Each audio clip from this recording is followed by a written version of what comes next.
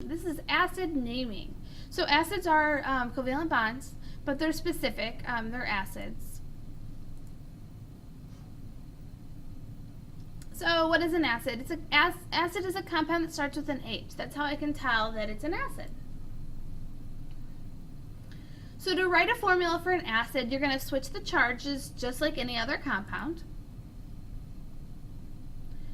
There's two different kinds of acids we need to talk about. Binary acids, the prefix bi means two, are acids that only have H and then one other element.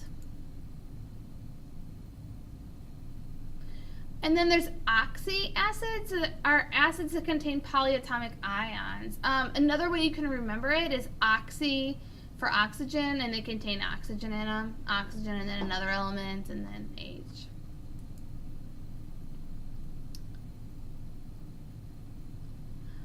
Remember a prefix from English class that goes at the beginning of the word. And a suffix goes at the end of the word.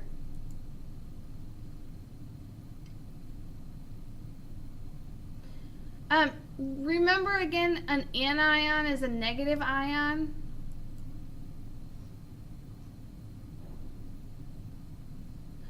Okay, so I'm reviewing all that with you so that I can talk to you about naming these different acids. So if you have a binary acid, so you have an acid, an H, and then one element. HCl, H2S, H3N, something like that. This is how you're going to name it. You're going to start with the prefix hydro. Then you're going to add the root of the second element, and then you're going to put on that the suffix IC. And finally, you're going to add the word acid. We're going to practice this. It sounds like a lot, but it's really not a big deal. Okay, guys, examples for binary acids. So you have your rules above, so I'm just going to show you how to do it. So you're always going to start with the prefix hydro, and then you're going to add the root of this negative ion. So chlorine, the root is chlor, and then instead of putting "ene," you're going to put "ic." So hydrochloric, and then you're just going to add the word acid. Remember, I know it's a binary acid because there's H and then one element. So when there's H and one element, these are your rules. So hydro, and then bromine, so the root is bro. And then instead of putting bromide, you're going to put bromic, and then the word acid. Okay. So another binary, H and S, so hydro. And then sulfur's a weird one, so instead of saying sulfur, you're going to just do sulfic acid. It sounds a little funny, I think. And this is binary because it's H and N, so hydro. Instead of nitrogen, you're going to do nitric. Now, how to tell the difference between binary and oxyacid. So binary have one element with the H. Oxyacids have more than one element with the H. Or another way to say it is oxyacids have polyatomic ions with the H. Okay, so the other type of acids. So we're not going to do the hydro part here. We're just going to start with the root of the anion, the root of the polyatomic ion. If it ends in an 8. Now, if your polyatomic ion ends in an ite, you're going to end your acid with an us. Okay? So this is just two tiny little rules to remember. We're going to practice it, okay? Don't worry. Okay? So let's do these examples. So instead of starting with hydro, you just start with the root of the polyatomic ion. So you need to look this guy up if you don't know what it is. So NO2 is nitrite.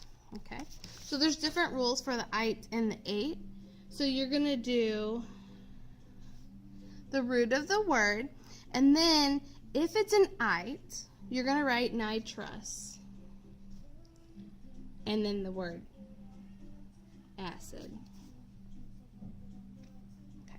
So let's do the next one. I know it's not binary. I know it's oxy because it has a polyatomic here. SO3, if you don't know it, you need to look it up. SO3 is sulfite. So we have another ite. That means it's an us ending. So sulfurous acid. Okay.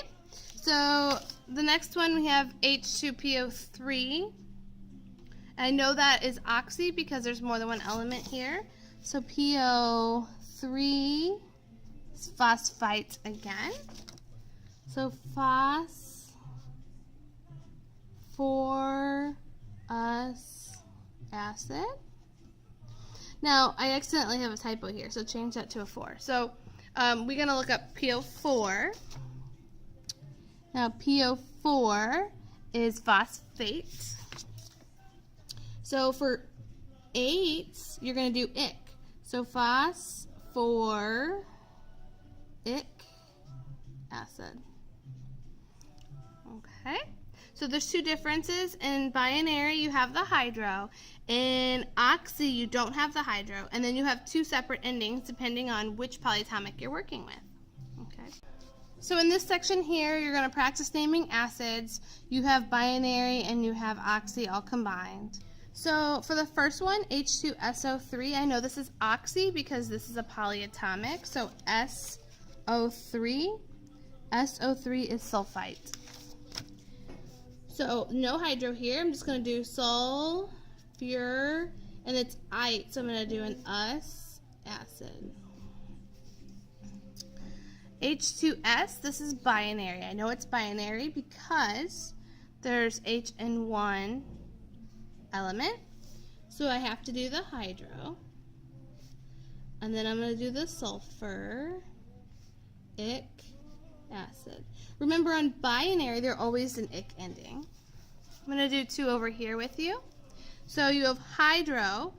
I know that's binary, so I know it's going to be H and then one other thing. So selenic, you have to figure out what element that is. So selenic comes from selenide. So here's selenium, and you need to look up the charge of that. That is -2. The charge of H is always +1. So if selenide is -2, you have to crisscross your charges in order to write these formulas, you guys. Do one more with you. Carbonic acid.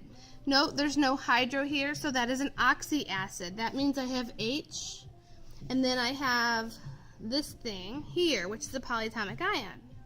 So then what you need to do is you need to look and see if it's an ic or an us.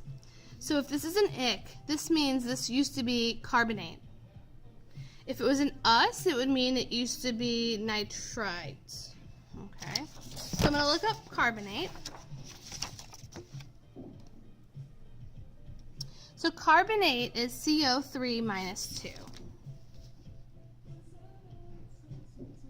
So since the charge of H is 1, I have 1 carbonate. And since the charge of carbonate is 2, I have 2 H's.